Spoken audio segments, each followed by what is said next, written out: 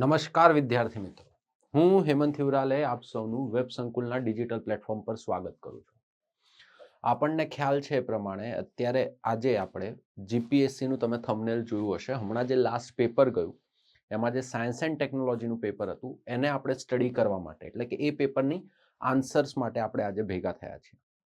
તો મારો પ્રયત્ન રહેશે કે જે રીતના તમારા ક્વેશ્ચન્સ હતા એને અકોર્ડિંગ તમને સમજાવું કે કયા આન્સર આવે છે અને એના પાછળના કારણ શું હોઈ શકે કે કેમ એની પાછળ એ જ આન્સર આવવો જોઈએ. હા, ફાઇનલ આન્સર કી કે પ્રોવિઝનલ આન્સર કીમાં થોડુંક આગળ પાછળ કદાચ થઈ શકે. પ્રોવિઝનલ આન્સર કીમાં હશે, ફાઇનલ આન્સર કીમાં તો જો એ લોકો ચેન્જ કરે છે તો એના અકોર્ડિંગ થઈ જશે. પણ આ વસ્તુ આપણે ધ્યાનમાં રાખીશું. તો અહીંયા આપણે જીપીએસસીના પેપર માટે ભેગા થયા છે. તો ચલો બિલકુલ પણ સમય વેડફ્યા વગર શરૂ કરીએ આજનો લેક્ચર શરૂ કરી એની પહેલા હું આપને જણાવી દઉં કે આપણને ખ્યાલ છે કે વેબ સંકુલ હંમેશાથી વિદ્યાર્થીઓ માટે હિતમાં વિચારતું હોય છે. તો અમારો smart course, planner course, classroom course, આ ત્રણ કોર્સ આપણને જોવા મળે છે. સ્માર્ટ કોર્સની અંદર તમે એની અંદર બહુ બધા ફેકલ્ટીઝના વિડીયો લેક્ચર્સ છે. તમને જે ફેકલ્ટી સાથે કમ્ફર્ટેબલ લાગે એમના લેક્ચર્સ તમે ત્યાં અટેન્ડ કરી શકો છો. પ્લાનર કોર્સની અંદર શું થશે કે તમે ફોર એન એક્ઝામ્પલ હજી નવી તૈયારી શરૂ કરી છે, તમને એટલો આઈડિયા નથી કે કઈ રીતે તૈયારી લઈ જવી જોઈએ આગળ, તો એ કેસની અંદર તમે પ્લાનર કોર્સ જે છે પ્લાનર કોર્સ માટે જઈ શકો છો. એમ કે એની અંદર પ્લાન્ડ વેમાં દિવસના 2 લેક્ચર, એમની ટેસ્ટ, પછી મંથલી ટેસ્ટ, વીકલી ટેસ્ટ, એ આખું સ્કેડ્યુલ જ તમને મળશે. સ્કેડ્યુલના અકોર્ડિંગ એ રહેશે. કદાચ કોઈ વિદ્યાર્થીને એવું થાય કે ઓફલાઈનની અંદર સર કેવું ભણાવતા હશે, ઓફલાઈન ક્લાસરૂમમાં કેવી રીતે ભણીએ છે, ચલો એ રીતે ભણીએ, તો અમારો ક્લાસરૂમ કોર્સ પણ અહીંયા અવેલેબલ છે. તો ત્રણેયમાંથી કોઈ બી કોર્સ જો તમે પરચેસ કરવા માંગો છો તો તમે પરચેસ કરી શકો છો. પણ જો આ કોર્સની અંદર 31 જાન્યુઆરી 2024 સુધીમાં તમે પરચેસ કરવા જાઓ છો તો અમારો એક પ્રોમો કોડ છે વેલકમ 24 વાપરવો, જેનાથી શું થઈ જશે, જેનાથી 50% ઓફ મળી જશે તમને કોર્સ પર. રાઈટ, તો આટલી વસ્તુ આપણે ધ્યાનમાં રાખીશું. આગળ વધી આની અંદર બિલકુલ પણ સમય વેડફ્યા વગર ચલો, વધારે જાણકારી જોઈતી હોય તો આ અમારા નંબર્સ છે, એના ઉપર તમે કોન્ટેક્ટ કરીને માહિતી પણ મેળવી શકો છો. કંઈક આ રીતનો એક ક્વેશ્ચન જોવા મળ્યો હતો. પેપરને જોતા એટલું કહી શકીએ કે પેપર બહુ સારું હતું, બહુ વ્યવસ્થિત રીતનું હતું. તો તમારે બહુ વિચારીને આન્સર આપવા પડે એ રીતના ક્વેશ્ચન્સ હતા. જેમ કે વાત કરીએ નીચે આપેલા વિધાનો પૈકી કયું વિધાન સાચું નથી. જો એક વસ્તુ સમજો, હવે આમાં કેવું થાય, તમે કદાચ અગરકર ઇન્સ્ટિટ્યૂટ વિશે વાંચ્યું હોય, અગરકર રિસર્ચ ઇન્સ્ટિટ્યૂટ વિશે વાંચ્યું હોય, but at the time click થવું અઘરું છે કે યર શું હશે, વર્ષ કયા વર્ષમાં એ સ્થપાયું હશે. તો એને જોતા આ ક્વેશ્ચનને આપણે રાખી શકીએ કે આ ક્વેશ્ચન કદાચ તમારો ડિફિકલ્ટ રેન્જના ક્વેશ્ચન્સની અંદર જઈ શકે. આ પ્રશ્નની સામે જોઈએ તો ક્વેશ્ચન કંઈક આ રીતે પૂછાય છે, the Maharashtra association for the cultivation of science research institute 1964માં સ્થાપવામાં આવ્યું હતું. પ્રશ્ન એવો છે કે પ્રશ્નમાં શું કીધું છે, નીચેના આપેલા વિધાનોમાંથી સાચું નથી, એટલે કે ખોટા વિધાન શોધવાના છે. હું હંમેશા વિદ્યાર્થીઓને કહેતો હોઉં છું કે ક્યારે પણ જો તમે પેપરની અંદર સાચું ખોટું વિધાન શોધવું હોય તો પહેલા શું પૂછ્યું છે એના ઉપર થોડુંક આમ રાઉન્ડ કરી લેવું, જેનાથી શું થાય, જેનાથી તમારું ધ્યાન રહે કે સાચું વિધાન શોધવાનું છે કે ખોટું વિધાન શોધવાનું છે. રાઈટ, હવે અહીંયા ખોટા વિધાન શોધવાના છે તો અહીંયા સાચું નથી પર આપણે આમ રાઉન્ડ કરી લીધું. The Maharashtra association for the cultivation of science research institute 1964માં સ્થપાયું હતું. ઓપ્શન એ એવું કહે છે. ઓપ્શન બી એવું કહે છે 1992માં તેનું નામ બદલીને અગરકર સંશોધન સંસ્થા, અગરકર રિસર્ચ ઇન્સ્ટિટ્યૂટ કરવામાં આવ્યું. ઓપ્શન સી એવું કહે છે કે હાલમાં સંશોધન પ્રવૃત્તિઓ પ્રાણી વિજ્ઞાન, સૂક્ષ્મ જીવાણુ વિજ્ઞાન અને વનસ્પતિ વિજ્ઞાન ઉપર કેન્દ્રિત કરવામાં આવેલ છે. ARI Agharkar research institute Indian council of agriculture research હેઠળ ઘઉંના સંવર્ધન, સોયાબીનના સંવર્ધન અને દ્રાક્ષના સંવર્ધનના સંશોધનનું પણ મુખ્ય કેન્દ્ર છે.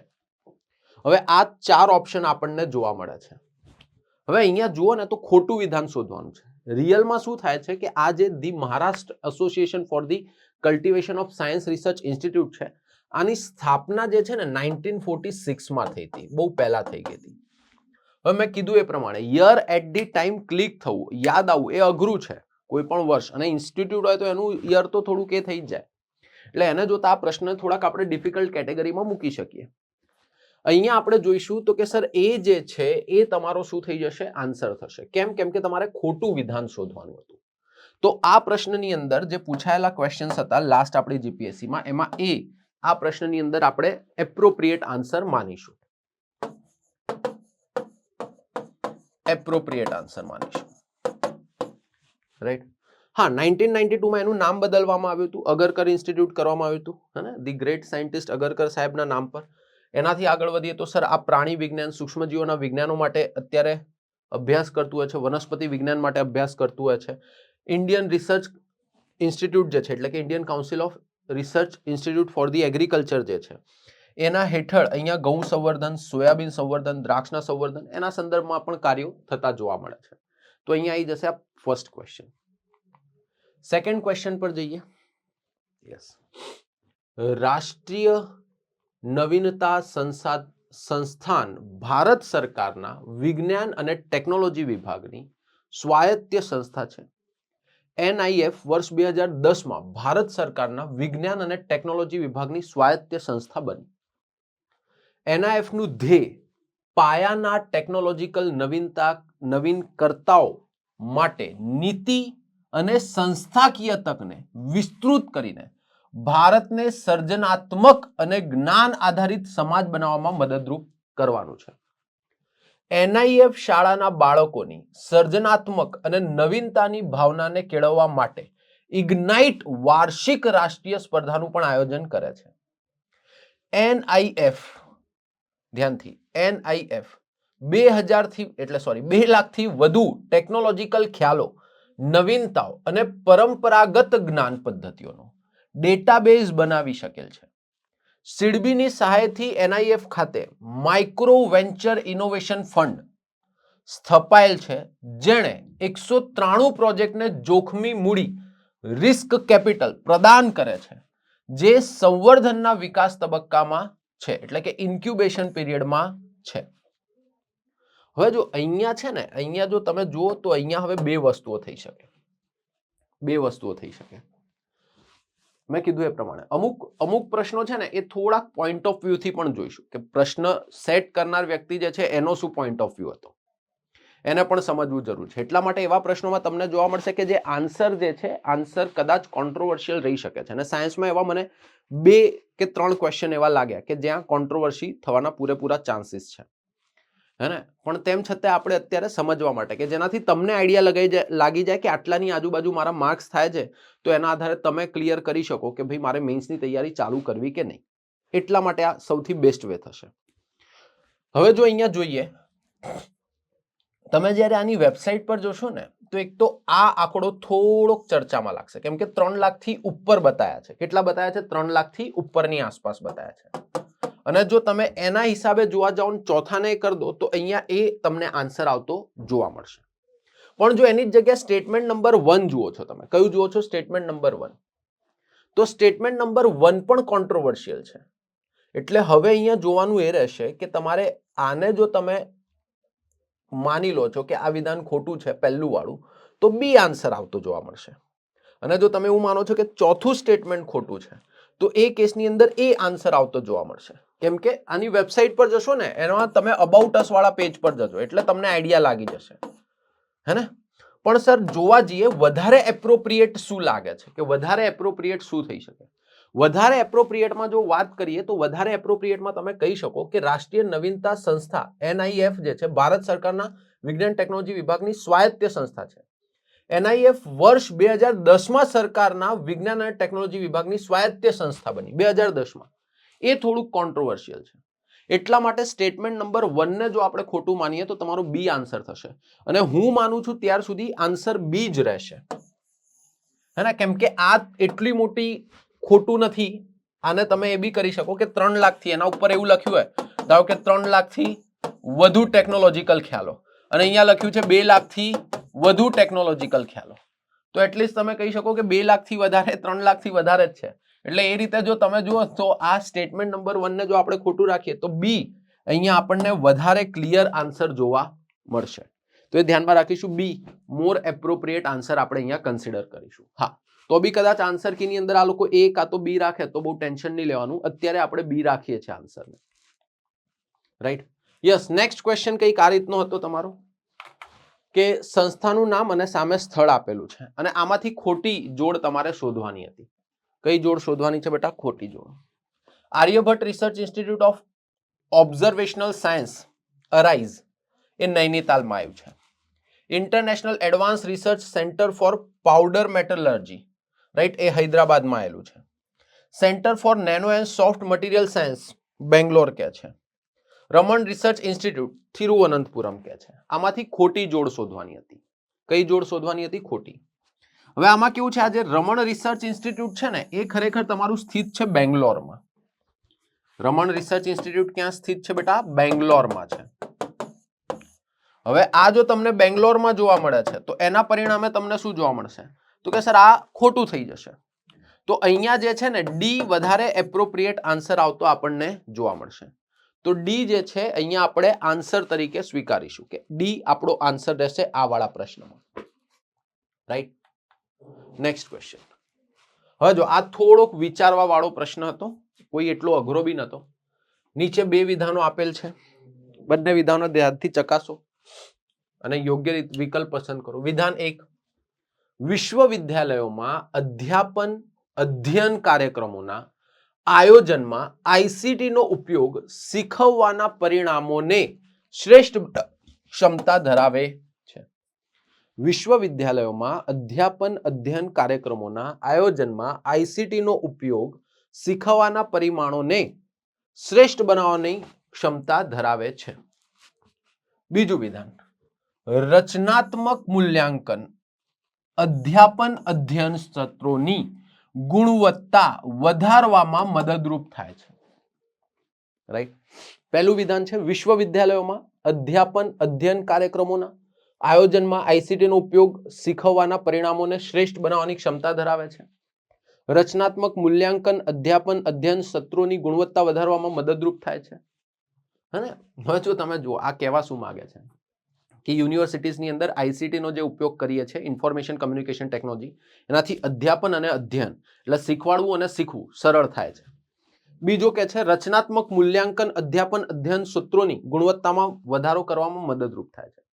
હવે જેમ કે આપણા ત્યાં ઓફલાઈન લેક્ચર્સમાં કરતા હોઈએ છીએ, ઓફલાઈન વિદ્યાર્થી ભણીને જાય પછી એને રેકોર્ડેડ પણ આપીએ, પછી એ રેકોર્ડેડ ઘરે પણ એ કરી શકે. એ શું થઈ ગયું? તમારો એક પ્રકારે આઈસીટી નો ઉપયોગ થઈ ગયો. તો અધ્યયન બંનેમાં મદદરૂપ થાય છે, તો યસ થાય છે. આના આ જે તમારા રચનાત્મક મૂલ્યાંકન જોવા મળે છે, રાઈટ, આના કારણે શું થાય છે? ગુણવત્તા વધારવામાં પણ કેવા રહે છે? મદદરૂપ છે. તો એના કારણે વિધાન 1 અને વિધાન 2, રાઈટ, આ બંને વિધાનો તમારા કેવા થતા જોવા મળે છે? સાચા. તો વિધાન 1 અને વિધાન 2 બંને વિધાનો સાચા થાય છે, તો તમારો એ આન્સર આવતો તમને જોવા મળશે. તો એ જે છે એ તમારો મોર એપ્રોપ્રિએટ આન્સર છે. યસ ઓર નો? તો એ ધ્યાનમાં રાખીશું. યસ, આઈ જઈએ. કયા વિધાનો સત્ય છે? એનકેએન નું પૂરું નામ શું છે? New knowledge network, NKN, right. પછી છે મૂક ઓફલાઈન અભ્યાસ. અરે ભાઈ, મૂક જે છે એ છે જ ઓનલાઈન. મૂક શું છે? એ છે જ ઓનલાઈન પ્લેટફોર્મ કે જ્યાં તમે ભણી શકો, નવા કોર્સ એક્સપ્લોર કરી શકો. ઓનલાઈન અભ્યાસ છે. હવે આ ઓનલાઈન અભ્યાસ છે તો આ વિધાન 2 કેવું થઈ જશે? તમારું ખોટું. વિધાન 2 ખોટું થઈ જાય તો ઉડાડ દો. બી આન્સર નહીં આવે, ડી આન્સર નહીં આવે, રાઈટ. પછી આવી જાય રાષ્ટ્રીય સુપર કમ્પ્યુટિંગ મિશન ભારત સરકારની પહેલ છે. તો યસ, રાષ્ટ્રીય સુપર કમ્પ્યુટિંગ મિશન એ ભારત સરકારની પહેલ છે. તો આ વિધાન તમને કેવું જોવા મળે છે? સાચું. પરમ સિવાય સુપર કમ્પ્યુટર છે. યસ, પરમ સિવાય જે છે સુપર કમ્પ્યુટર છે. સર પરમ વાળા જેટલા પણ આવે ને સુપર કમ્પ્યુટર જ છે. એ ઇન્ડિયાની ખુદની સુપર કમ્પ્યુટરની શ્રેણી છે. તો અહીંયા વિધાન નંબર 3 અને વિધાન નંબર 4 બંને વિધાનો કેવા છે? તમારા સાચા છે. તો અહીંયા 3 અને 4 આવતું એવું જવાબ કયો છે? એવો જવાબ એ છે. તો ધ્યાનમાં રાખીશું, એ તમારો શું થઈ જશે? આન્સર. શું આન્સર થશે બેટા? એ. તો એ તમારો જોવા મળશે અહીંયા આન્સર. તો ધ્યાનમાં રાખીશું, પરમ સિવાય સુપર કમ્પ્યુટર છે. નેશનલ સુપર કમ્પ્યુટિંગ મિશન એ ભારત સરકારનું મિશન છે. યસ, જેના અંતર્ગત આપણે સુપર કમ્પ્યુટર્સ વિકસાવવાનો પ્રયત્ન કર્યો છે, જેના માટે આપણે સીડેક નું પણ નિર્માણ કર્યું છે. આ સીડેક જ ભારતના જે બધા સુપર કમ્પ્યુટર્સ છે એનું નિર્માણ કરે છે. તો ધ્યાનમાં રાખીશું. તો અહીંયા એ તમારો આન્સર જોવા મળશે. આન્સર શું આવે છે બેટા? એ. વિધાન નંબર 3 અને 4 કેવા છે? તમારા સાચા છે. તો એ જોવા મળશે તમને આન્સર. આગળ વધીએ.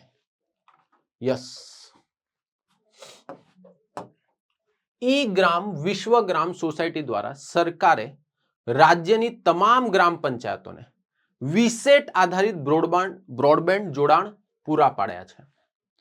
ગ્રામ્ય સ્તરે કમ્પ્યુટર ઓપરેટર્સ નાગરિકોને સરકારી સેવાઓ પૂરી પાડી શકે તે માટે તમામ ગ્રામ પંચાયતોને કમ્પ્યુટર, પ્રિન્ટર્સ અને અન્ય આવશ્યક હાર્ડવેર પૂરા પાડવામાં આવ્યા છે.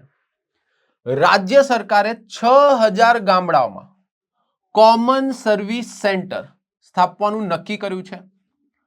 રાજ્ય પોર્ટલ નાગરિકોને વિવિધ સેવાઓ માટેની વિનંતી સ્વીકારશે અને રાજ્યમાં બ્રોડબેન્ડથી જોડાયેલા ગ્રામ પંચાયતો, common service centres, cyber cafe જેવી અગ્રીમ સંસ્થાઓ દ્વારા સેવા પૂરી પાડવામાં આવશે કે પાડશે.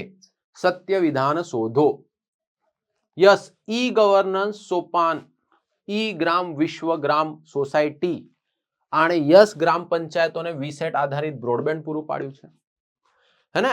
આ બ્રોડબેન્ડ પૂરું પાડે તો શું થાય? તો કે સર જે સિવિલ સર્વિસ એટલે કે સિવિલ સેવાઓ છે જે આપણી લઈ શકે નાગરિકોને સરકારી સેવાઓ પૂરી પાડવાની છે, સિટીઝન્સને જે સેવાઓ આપવાની છે એ પૂરી પાડી શકાશે. એની માટે હવે તમે એમને ઇન્ટરનેટ પ્રોવાઈડ કરશો પણ ઇન્ટરનેટ હાર્ડવેર વગર શું કરશે? કશું નહીં કરે. એટલે તમારે કમ્પ્યુટર્સ, પ્રિન્ટર્સ, આવશ્યક પદાર્થો આ બધી વસ્તુઓની જરૂર પડશે. તો એને પણ પૂરી પાડવામાં આવશે. હે ને? અને રાજ્ય સરકારે 6000 ગામડાઓમાં કોમન સર્વિસ સેન્ટર્સ ઊભા કરેલા છે. તો એ પણ તમને જોવા મળશે. તો સર આને જોતા અહીંયા વધારે એપ્રોપ્રિએટ આન્સર જે છે તમારો થઈ જશે ડી. શું થઈ જશે બેટા? ડી. તો ધ્યાનમાં રાખીશું 1, 2 અને 3 ત્રણે ત્રણ કેવા છે વિધાનો તમારા સાચા જોવા મળે છે. અને ડી શું આવતો જોવા મળશે? આન્સર આવતો જોવા મળશે. યસ ઓર નો? તો આ ધ્યાનમાં રાખીશું. નીચેના પૈકી કયો હેકિંગ અભિગમ છે જેનાથી સાયબર ગુનેગારો છેતરપિંડી કરવા અથવા વધારાનો ટ્રાફિક મેળવવા માટે નકલી વેબસાઇટ અથવા પૃષ્ઠ ડિઝાઇન કરે છે? જો શું કરે? નકલી વેબસાઇટ, પૃષ્ઠ ડિઝાઇન કરે. વેબ પેજ જે હોય પેજ, એ વેબ પેજની કોપી બનાવે. જો અહીંયા તમે નોર્મલ એનાથી પણ વિચાર કર્યો હોત ને તો જો ફાર્મિંગ તો હોય નહીં, હે ને? સ્પામિંગ કોઈ હોય નહીં, રાઈટ? અહીંયા નોર્મલી શું કરવામાં આવશે? આ બંને તો છે નહીં. રહ્યા શું? સી કાં તો બી માંથી ઓપ્શન, હે ને? બી કાં તો સી માંથી ઓપ્શન. હવે અહીંયા જે છે અહીંયા શું થાય? Website duplication. શું બેટા? Website duplication.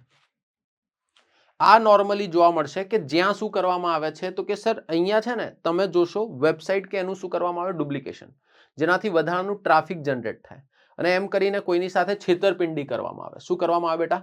છેતરપિંડી, રાઈટ? કે ખોટી વેબસાઇટ પર જ પૈસા પે કરાવડાવી દીધા કે કોઈ વસ્તુ કરાવી દીધી.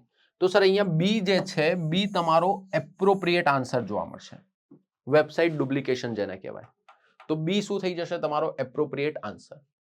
તો ધ્યાનમાં રાખીશું ક્વેશ્ચન નંબર 7 માં બી આન્સર જોવા મળે છે. એનાથી આગળ વધીએ. યસ, આ બહુ ઇન્ટરેસ્ટિંગ ક્વેશ્ચન હતો, બહુ ઇન્ટરેસ્ટિંગ ક્વેશ્ચન હતો. ક્વેશ્ચન કઈ રીતનું જોવા મળે છે તો કે સર ગગનયાન પરિયોજનામાં 3 સભ્યોના ચાલક દળને 3 દિવસના મિશન માટે 400 કિલોમીટરની કક્ષામાં પ્રક્ષેપિત કરીને અને તેમને ભારતીય સમુદ્ર જળમાં ઉતારીને સુરક્ષિત રૂપમાં પૃથ્વી પર પરત લાવી માનવ અંતરિક્ષ ઉડાન ક્ષમતાના પ્રદર્શનની પરિકલ્પના કરવામાં આવી છે. હવે જો ધ્યાનથી સમજજો. જ્યારે આ ગગનયાન કાર્યક્રમ લોન્ચ કર્યો ને ત્યારે આ લોકોએ ડિક્લેર કર્યું હતું. શું ડિક્લેર કર્યું હતું ગગનયાન કાર્યક્રમ વખતે? કે આ ગગનયાન કાર્યક્રમની અંદર આપણે 3 દિવસની અંદર આવી રીતે બહાર મોકલીશું વ્યોમ મિત્રોને, વ્યોમ નોટ્સને મોકલીશું અને પછી એને સમુદ્રમાંથી રિકવર કરીશું. ને કંઈક આ રીતનો પ્લાન હતો. મેં ચર્ચા પણ કરેલી છે તમારી સાથે. ધારો કે આ ભારત છે, અહીંયાથી આમ નીકળશે, પૃથ્વીની આજુબાજુ એક પરિક્રમણ કરીને 400 કિલોમીટર આજુબાજુની એની અંદર, અને અહીંયા ગુજરાત નજીકના દરિયા કિનારે આ શું કરશે? પડશે. અને પછી આ દરિયામાંથી આને શું કરવામાં આવશે? રિકવર કરવામાં આવશે. પહેલા આ રીતનો પ્લાન હતો. પણ ધીમે ધીમે શું થયું? સર આ 3 દિવસની લિમિટ વધારીને આપણે 4 થી 7 દિવસની કરી દીધી છે. લેક્ચર્સમાં હું ઘણી વાર કહેતો આ વસ્તુ કે 3 દિવસની હતી અને 3 ની જગ્યાએ આપણે 4 થી 7 દિવસની આ વસ્તુને શું કરી દીધી છે? કન્વર્ટ કરી દીધી છે. હવે 4 થી 7 દિવસમાં જો આને કન્વર્ટ કરી દીધી હોય તો એ પ્રમાણે જોવા જઈએ તો એ પ્રમાણે આ વિધાન ખોટું થઈ જાય. બીજા એના ઉપર જઈએ, NASA ISRO synthetic aperture radar, NISAR. NASA અને ઇસરો દ્વારા સંયુક્ત રૂપમાં વિકસાવવામાં આવેલી એક લોઅર અર્થ ઓર્બિટની વેધશાળા છે. એક સિન્થેટિક અપાર્ચર રડાર છે. 12 દિવસમાં પૃથ્વીના સંપૂર્ણ ગોળાનો નકશો તૈયાર કરશે અને પૃથ્વીના નિવસન તંત્ર, બરફનો સમૂહ, વાનસ્પતિક જૈવ માત્રા, સમુદ્રના સ્તરમાં વૃદ્ધિ, ભૂગર્ભ જળ, ભૂકંપ, સુનામી, જ્વાળામુખી, ભૂસ્ખલન સહિતના પ્રાકૃતિક સંકટોને સમજવા માટે અવકાશીય અને અસ્થાયી રૂપે સુસંગત ડેટા પ્રદાન કરશે.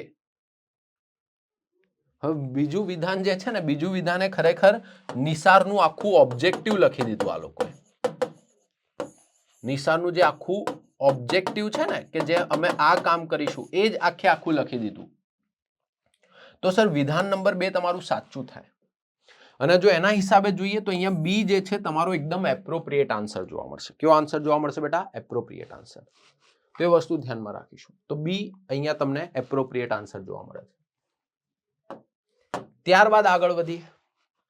COP26 ખાતે વડાપ્રધાન જાહેરાતને અનુરૂપ નવી અને પુનઃપ્રાપ્ય ઉર્જા મંત્રાલય વર્ષ 2030 સુધીમાં બિન અશ્મિગત સ્ત્રોતોમાંથી 500 ગીગાવોટ સ્થાપિત વીજળીની ક્ષમતા હાંસલ કરવા માટે કાર્યરત છે. ભારત પુનઃપ્રાપ્ય ઉર્જા સ્થાપિત ક્ષમતામાં વિશાળ હાઇડ્રો સહિત વૈશ્વિક સ્તરે બીજા ક્રમે, પવન ઉર્જા ક્ષમતામાં બીજા ક્રમે અને સૌર ઉર્જા ક્ષમતામાં 24મું સ્થાન ધરાવે છે. ધ્યાનથી, વૈશ્વિક સ્તરે બીજો ક્રમ પવન ઉર્જામાં, ક્ષમતામાં બીજા ક્રમે અને સૌર ઉર્જા ક્ષમતામાં 24મું સ્થાન ધરાવે છે. આવું કંઈક આમણે કીધું. ક્ષમતામાં વાત કરે છે, કેપેસિટીની વાત કરે છે. અને આ જુઓ ને તો આના સંદર્ભમાં સૌર ઉર્જાના સંદર્ભમાં ભારતનું 24મું સ્થાન નથી. આ વસ્તુ ખોટી છે. એટલે વિધાન નંબર 2 તમારું ખોટું થઈ જાય. તો વિધાન નંબર 2 જો ખોટું થઈ જાય તો આ જતું રહે, આ જતું રહે. વાત કરીએ પહેલા વિધાનની. સર પહેલા વિધાનની અંદર આ COP26 એટલે ગ્લાસ્ગો મીટની વાત થાય છે. ત્યાં સર આપણે આ 500 ગીગાવોટ વીજળીની ક્ષમતા હાંસલ કરવાનો પ્રયત્ન કરેલો છે અને 2030 સુધીનું એની માટે શું મૂકેલું છે તો કે સર ડેડલાઇન પણ મૂકેલી છે. તો અહીંયા વિધાન નંબર 1 તમારું સાચું થાય છે. અને એને તમે જોશો તો એને જોતા તમને જોવા મળે છે કે માત્ર એક કેવું જોવા મળે છે? સાચું. કેવું છે? સાચું. તો એ તમારો શું આવી જશે બેટા? આન્સર આવશે. શું આવશે? એ તમારો આન્સર. રાઈટ? તો એ ધ્યાનમાં રાખીશું. યસ. એનાથી આગળ વધીએ. 10મા નંબરનો પ્રશ્ન ધ્યાનથી જોઈએ. સૂર્ય મંદિર અને મોઢેરા નગરનું સૌરીકરણ તારીખ 9/10/2022 રોજ વડાપ્રધાને ભારતનું પ્રથમ બેટરી સ્ટોરેજ અને સૌર ઉર્જા આધારિત સૂર્યગ્રામ મોઢેરા રાષ્ટ્રને સમર્પિત કર્યું. રાષ્ટ્રીય જૈવ ઉર્જા કાર્યક્રમનો તારીખ 2/11/2022 રોજ પ્રારંભ કરવામાં આવ્યો. માનવ સંસાધન વિકાસ આયોજન અંતર્ગત વાયુમિત્ર અને જળમિત્ર કૌશલ્ય વિકાસ કાર્યક્રમ 2022માં શરૂ કરવામાં આવ્યો. પીએમ કુસુમ યોજના પ્રધાનમંત્રી કિસાન ઉર્જા સુરક્ષા એવં ઉત્થાન મહાભિયાન ઉર્જા અને જળ સુરક્ષા પૂરી પાડવા માટે કૃષિ ક્ષેત્રે ડીઝલાઇઝ કરવું અને સૌર ઉર્જાનું ઉત્પાદન કરીને ખેડૂતો માટે વધારાની આવક પણ ઊભી કરવી છે. હવે જો અહીંયા અગેન હું કહીશ, આ મેં તમને કીધું ને 2-3 ક્વેશ્ચન એવા છે કે જે થોડા કોન્ટ્રોવર્સીમાં રહે એવા છે. આ એમાંનો જ એક પ્રશ્ન મને લાગી રહ્યો છે. હવે અહીંયા જો આપણે ખરેખર જોવા જઈએ ને તો અહીંયા એવું આપણે રાખીએ કે સર તમારું આ જે વિધાન નંબર 3 છે એ વિધાન નંબર 3 સાચું જ છે. કેમ રાખીએ? કેમ કે સ્ટેટમેન્ટ નંબર 3 જે છે એ અહીંયા અને અહીંયા 4-4માં ઓપ્શનમાં છે. એટલે એને આપણે સાચું માનવું પડશે. વાત કરીએ વિધાન નંબર 4ની. વિધાન નંબર 4ની વાત કરીએ તો વિધાન નંબર 4 તો એકદમ સાચું છે જ, કેમ કે પીએમ કુસુમ યોજના જે છે એના 3 મેઇનલી આપણને ઓબ્જેક્ટિવ્સ જોવા મળે છે. એના 3 ઓબ્જેક્ટિવ્સમાં એ બેસતું જોવા મળે છે. તો વિધાન નંબર 4 તો તમારું સાચું છે ને છે. એટલે તમારો બી તો આન્સર આવશે નહીં. જે રહી વાત એ પહેલા અને બીજા પ્રશ્નની છે. પહેલા અને બીજા પ્રશ્નની સામે જો તમે જોશો તો એમાં તમને જોવા મળે છે કે બંને વિધાનોને પણ આપણે કેવા માનવા પડે એવા છે, સાચા જ માનવા પડશે. હે ને? કેમ કે 9/10/2022 રોજ આપણે એને ઉદ્ઘાટન કરેલું છે, પેલું 2 નવેમ્બરના રોજ આપણે એને ઉદ્ઘાટન કરેલું છે, રાઈટ? તો એના શરૂઆતમાં વાત કરીએ તો આપણો અહીંયા એ એપ્રોપ્રિએટ આન્સર આવશે એવું આપણે આ રાખીએ છીએ આ પ્રશ્નની અંદર. પછી જોઈએ ફાઇનલ આન્સર કી કે એની અંદર શું આવે છે. તો અહીંયા આપણે જોઈએ તો એ ને આપણે સાચો ઉત્તર માનીશું. Let's go ahead.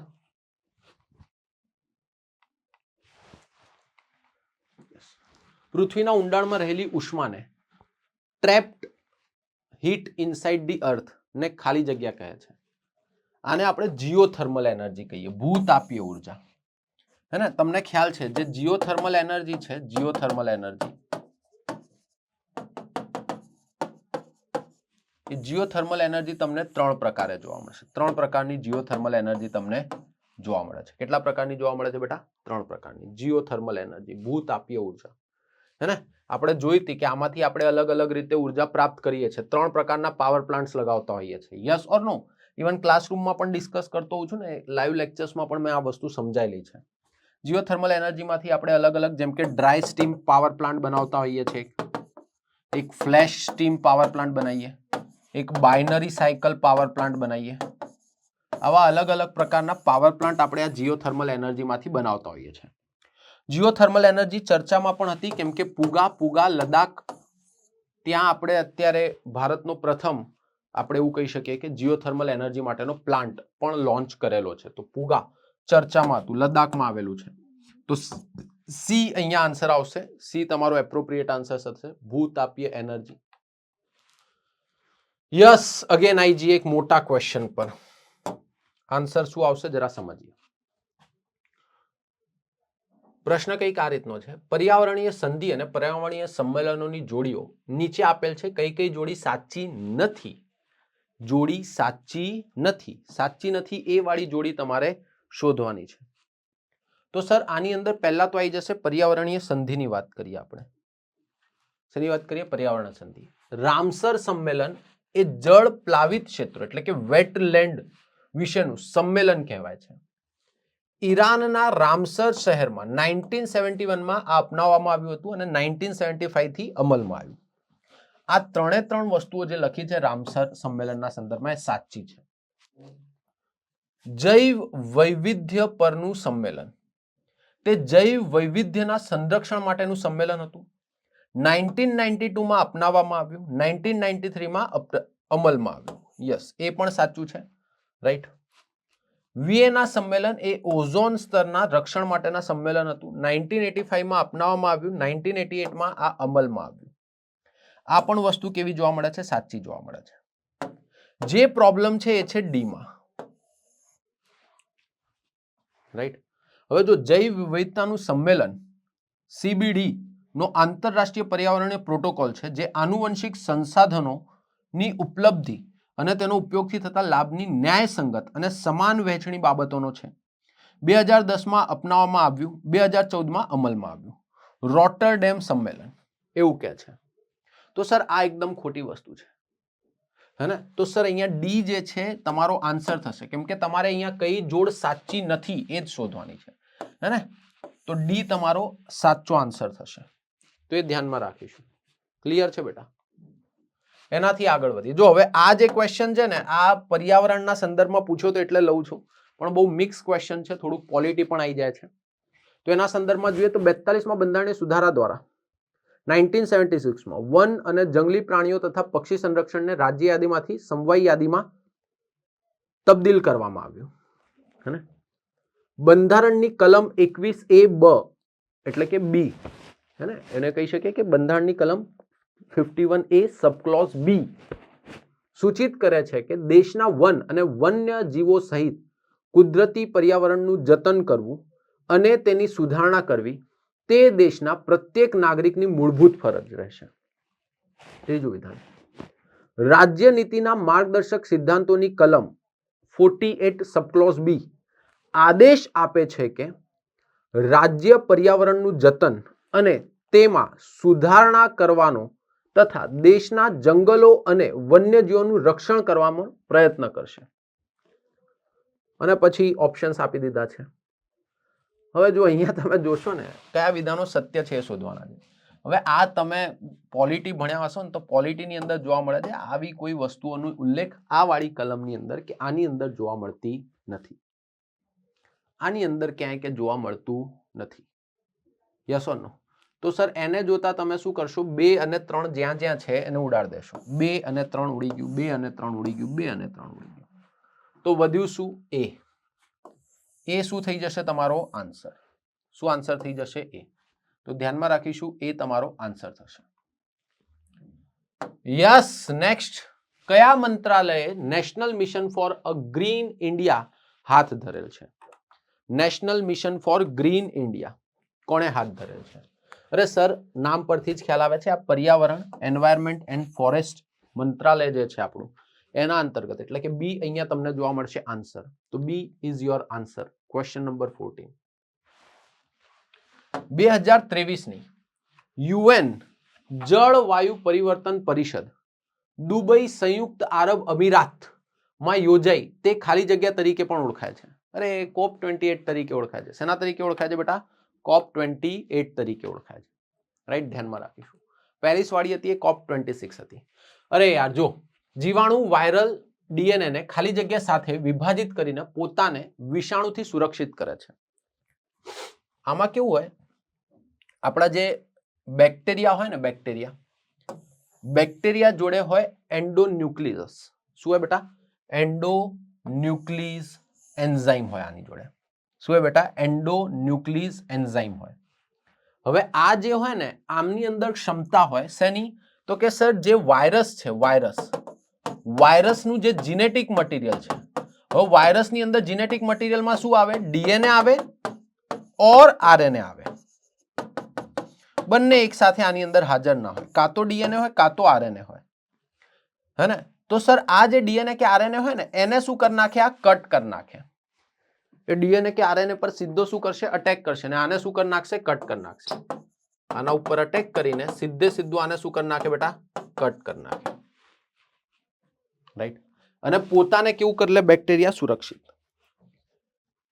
વચ્ચે પુણેના રિસર્ચ ઇન્સ્ટિટ્યૂટમાં એક આપણને માઇક્રો બેક્ટેરિયા મળ્યો છે, MCR બેક્ટેરિયા. એવું માનવામાં આવે છે કે આ જે MCR બેક્ટેરિયા છે, આ MCR બેક્ટેરિયા ડાયનાસોરથી પણ પહેલાના સમયથી ભારત એટલે કે આ પૃથ્વી પર હાજર છે. પણ તેમ છતાં વાયરસ એને આજ સુધી ચેપ લગાડી શક્યો નથી. કારણ શું છે? કારણ આ જ છે કેમ કે એની જોડે એન્ઝાઇમ્સ હોય. એન્ઝાઇમ્સ બોલે તો ઉત્સેચકો. આની માટે હજી એક બીજો શબ્દ પણ વપરાય. શું વપરાય? Restricted enzymes. કયો શબ્દ વપરાય બીજો આની માટે? Restricted enzymes. રાઈટ. તો અહીંયા જે છે તમારો બી આન્સર આવતો જોવા મળશે અને બી થોડોક આપણને એપ્રોપ્રિએટ આન્સર પણ જોવા મળે છે. તો ધ્યાનમાં રાખીશું. હા, ઉત્પાદન કરવામાં આવેલ પ્રથમ ટ્રાન્સજેનિક છોડ ખાલી જગ્યા હતો. તો કે સર પ્રથમ ટ્રાન્સજેનિક છોડ કપાસ, બીટી કપાસ. એમાં બીટી જે છે યાદ કરો. બીટી બોલે તો બેસિલસ થુરંગજીનેસિસ. બેસિલસ થુરંગજીનેસિસ. આ એક બેક્ટેરિયા છે. આ બેક્ટેરિયાની અંદર ક્ષમતા છે કે આ બેક્ટેરિયાનું સેવન જો કોઈ જંતુ કે આ કરે તો એમને શું થાય? પોઈઝન એમના પેટની અંદર જન્મ લે, જેના કારણે એનું મૃત્યુ થાય. તો સર એનો જ ઉપયોગ કરીને આપણે લાલ ઈયળો તો કે એનાથી આને બચાવવા માટે બીટી કોટન લાવવાનું શરૂ કર્યું. શું લઈને આવ્યા બેટા? BT cotton. તો ધ્યાનમાં રાખીશું અહીંયા ડી જે છે, ડી આપણને એપ્રોપ્રિએટ આન્સર જોવા મળશે. ડી ક્લિયર છે? જનીનના છેદન અને પ્રવેશની ક્રિયાને ખાલી જગ્યા કહે છે. જો જનીનને છેદીને એની અંદર નવો જનીન ઉમેરવાનો છે અને આને નોર્મલી આપણે છે ને જીનેટિક એન્જિનિયરિંગ કહીએ છીએ. શેના તરીકે ઓળખીએ છીએ બેટા આપણે આને? જીનેટિક એન્જિનિયરિંગ તરીકે. હે ને? જનીનના છેદન અને પ્રવેશની ક્રિયાને જીનેટિક એન્જિનિયરિંગ તરીકે આપણે ઓળખાઈ શકીએ. તો એ પણ ધ્યાનમાં રાખીશું ક્વેશ્ચન નંબર 18 ની અંદર. યસ, ડાંગરમાં SSNM ની વિભાવના ખાલી જગ્યા ખાતેના સંશોધનકારોના સહાયથી વિકસાવવામાં આવી હતી. આ એશિયાના સંશોધનકારો દ્વારા આ સંભાવનાઓ વિકસાવવામાં આવી હતી. તો અહીંયા સી જે છે તમારો આન્સર જોવા મળશે. શું આન્સર જોવા મળે છે બેટા? સી તમારો એપ્રોપ્રિએટ આન્સર જોવા મળશે. ડાંગરમાં SSNM ની સંવિભાવના એશિયા. નેનો શબ્દ આ સર એક ગ્રીક શબ્દ છે અને નોરી તાનીગુચી કરીને એક વૈજ્ઞાનિક હતા. નોરી તાનીગુચીએ સૌથી પહેલી વાર નેનો ટેકનોલોજી એવો શબ્દ આપણને વાપરેલો જોવા મળે છે. તો ધ્યાનમાં રાખીશું નેનો શબ્દ ખાલી જગ્યામાંથી આવ્યો છે, ગ્રીક ભાષામાંથી આવ્યો છે. આધાર સ્તર બેઝ લેયરમાંથી એક અથવા વધુ વિશેષતાઓ દ્વારા સ્થાનને ઓળખવાની પ્રક્રિયા ખાલી જગ્યા છે. સર આને આપણે જીઓ કોડ તરીકે ઓળખતા હોઈએ છીએ. શેના તરીકે ઓળખીએ છીએ બેટા? Geo code. ઘણી જગ્યાએ જીઓ રેફરન્સ પણ લોકો પ્રયત્ન કરશે, પણ geo reference is not appropriate answer. અહીંયા બેઝ લેયરની વાત કરી છે, એમાંથી એક અથવા વધુ વિશેષતા દ્વારા સ્થાનને ઓળખવાની પ્રક્રિયા, જેને જીઓ કોડ કહી શકીએ. હે ને? તો ધ્યાનમાં રાખીશું અહીંયા ડી તમારો એપ્રોપ્રિએટ આન્સર આવતો જોવા મળશે. ડી. યસ, એન્જિન, હથિયાર અથવા અન્ય ભાર વહન માટે વપરાતા એરક્રાફ્ટની પાખ પર થાંભલા જેવી રચના છે. એક માઉન્ટેડ થાંભલા જેવી રચના હોય એને પાયલોન કહેવાય. શું કહેવાય બેટા એને? પાયલોન. તો એ જે છે અહીંયા આપણને એપ્રોપ્રિએટ આન્સર જોવા મળશે. એ. અને આ બે તુકા આમ તો પૂછ્યા છે આમણે, બટ અમુક પ્રશ્ન છે ને બે તુકા હતા. હવે આવું ભાગ્યે જ કોઈએ જોયું હોય કે ભાગ્યે જ કોઈએ કર્યું હોય. એટલે હું અત્યારે ભલે આન્સર આપતો પણ એક્ઝામના સમયમાં તમે આ ક્વેશ્ચનની અંદર ઈ ટીક માર્ક કર્યો છે, ધારો કે આ ક્વેશ્ચનની અંદર ઈ ટીક માર્ક કર્યો છે, તો નવાઈ નથી, તમે હોશિયાર છો એનો અર્થ એવો થાય. હે ને? એ વિદ્યાર્થીઓ બહુ હોશિયાર હોય કે જેમને ખબર છે કે એમને શું આવડે છે. બટ એનાથી પણ હોશિયાર વિદ્યાર્થીઓ કોણ હોય? એ હોય કે જેમને ખ્યાલ છે કે એમને શું નથી આવડતું, કયામાં ઈ ટીક માર્ક કરવાનો છે. એટલે આવા કોઈ ક્વેશ્ચનમાં તમે ઈ ટીક માર્ક કરી દો ને તો એનો મતલબ તમે હોશિયાર છો બેટા. પણ એવું નહીં કે પછી પેપરમાં બધામાં ઈ ટીક માર્ક કરતા જાઓ. એટલે કંઈક તો આવડતું બી હોવું જોઈએ. યસ, ઊંચી જાતિમાં સજીવમાં જીનને સ્થાનાંતરિત કરવા ઉપયોગમાં લેવાતા સજીવને ખાલી જગ્યા કહે છે. જો અહીંયા ફરીથી કન્ફ્યુઝન રહે શેના વચ્ચે? ડી અને એ વચ્ચે.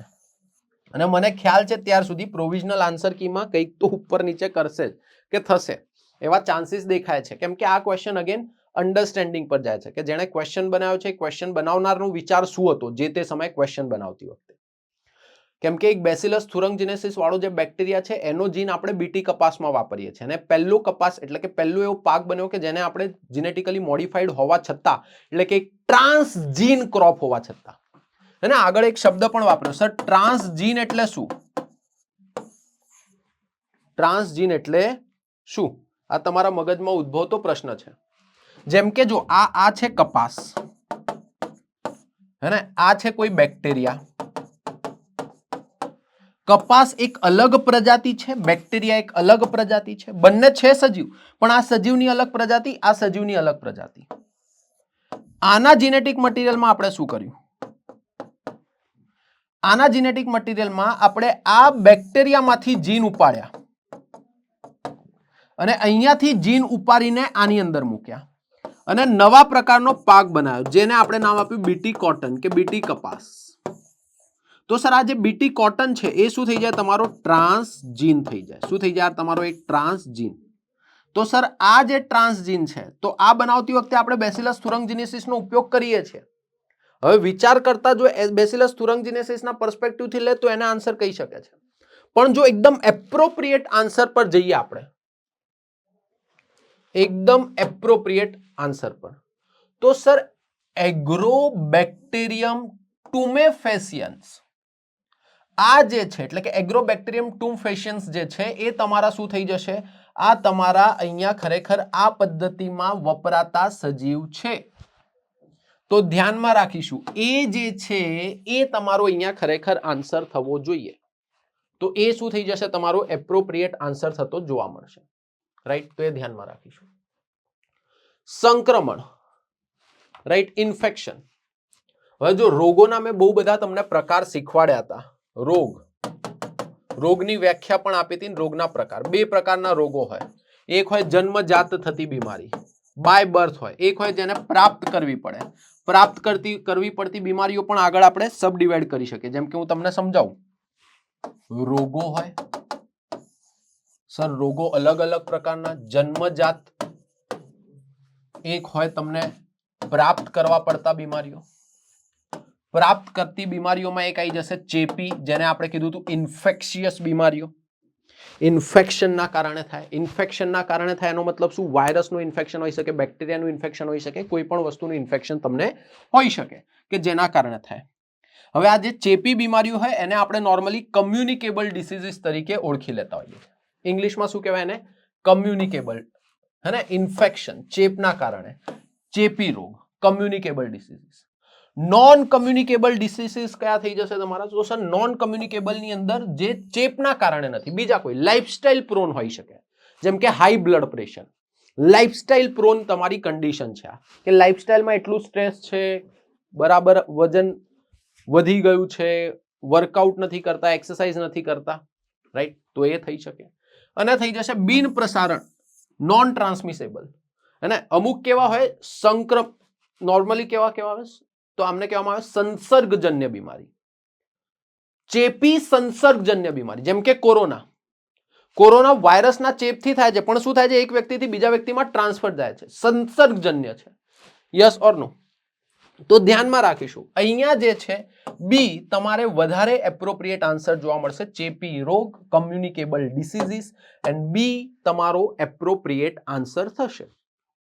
યસ ઓર નો બેટા? તો એ ધ્યાનમાં રાખીશું. યસ, હાલમાં રોગના વધારાનો દર ખૂબ જ તીવ્ર ગતિએ વધી રહ્યો છે અને તેમના મોટા ભાગના ખાલી જગ્યા સાથે જોડાયેલા જોવા મળે છે. સ્ફૂર્તિદાયક રોગો સાંભળ્યા છે? પછી આવે ઓર્ગેનિક ફાર્મિંગ, સજીવ ખેતી, બેલેન્સ ડાયટ, સંતુલિત આહાર. આવું કંઈક સાંભળ્યું છે? આ બધી તો સારી વસ્તુઓ કહેવાય, રાઈટ? અહીંયા કાર્સિનોજન્સ એવું માનવામાં આવે છે કે કેન્સર જેવી બીમારીઓને આના કારણે જ ફરતા જોવા મળે છે. તો સર અહીંયા એ કાર્સિનોજન જે છે એ તમારો એપ્રોપ્રિએટ આન્સર જોવા મળશે. તો એ જે છે એ શું છે? આપણો એપ્રોપ્રિએટ આન્સર. તો એ ધ્યાનમાં રાખીશું. ધ્યાનમાં રહે બેટા આ વસ્તુ, કન્ફર્મ ધ્યાનમાં રહે, તાળા માર દિયા જાય. બહુ સરસ. તો ચલો આગળ વધીએ. તો હવે આ ક્વેશ્ચનમાં એવું લખ્યું છે, તમિલનાડુ સરકારે તાજેતરમાં નીલગિરી તાહર સંરક્ષણ પ્રોજેક્ટ શરૂ કર્યો, જે નીલગિરી તાહરના સંરક્ષણ માટેની પહેલ છે. તમિલ સંગમ સાહિત્યમાં નીલગિરી તાહરના બહુવિધ સંદર્ભો છે. નીલગિરી તાહર એક લુપ્તપ્રાય પ્રજાતિ છે જે પશ્ચિમી ઘાટ માટે સ્થાનિક છે. હવે ધ્યાનથી સમજીશું. યસ, તો આની અંદર જોઈએ ને તો આ ત્રણ વિધાનો તમારા કેવા છે બેટા? સાચા છે. તમિલનાડુ સરકારે કર્યો છે પ્રોજેક્ટ? યસ, કર્યો છે. સંગમ સાહિત્યમાં નીલગિરી તાહરનું બહુવિધ સંદર્ભો છે, રાઈટ? તો નીલગિરી તાહર એક લુપ્તપ્રાય પ્રજાતિ છે જે પશ્ચિમ ઘાટમાં સ્થાનિક છે, તો કે યસ છે. તો અહીંયા તમને જોવા મળશે ડી તમારો થોડોક એપ્રોપ્રિએટ આન્સર આવતો જોવા મળશે. આગળ વધીએ.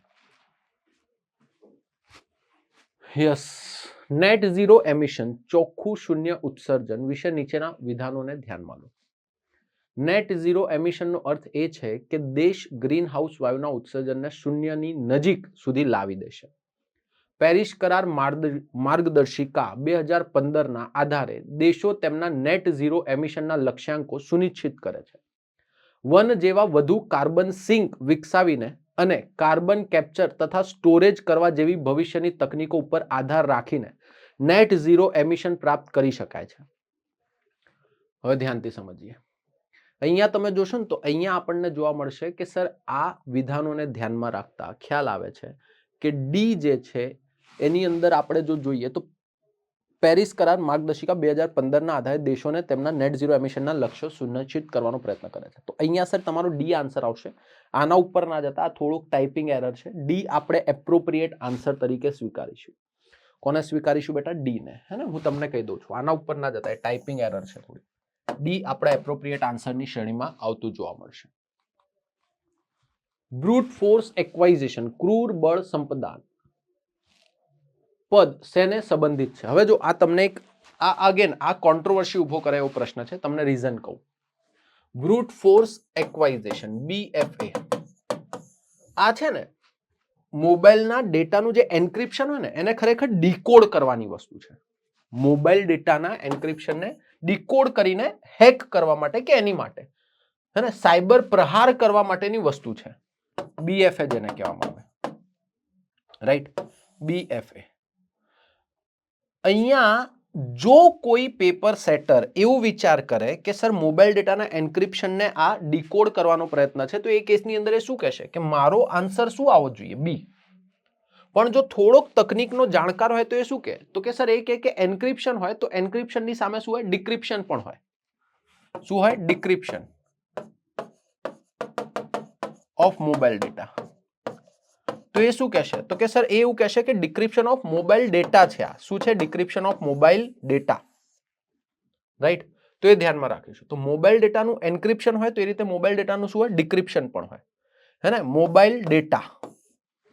રાઈટ, તો અહીંયા જે છે ડી તમને કેવો આન્સર જોવા મળે? આમ તો બીજો આન્સર જોવા મળે જો ડિક્રિપ્શનના પર્સપેક્ટિવથી જોઈએ.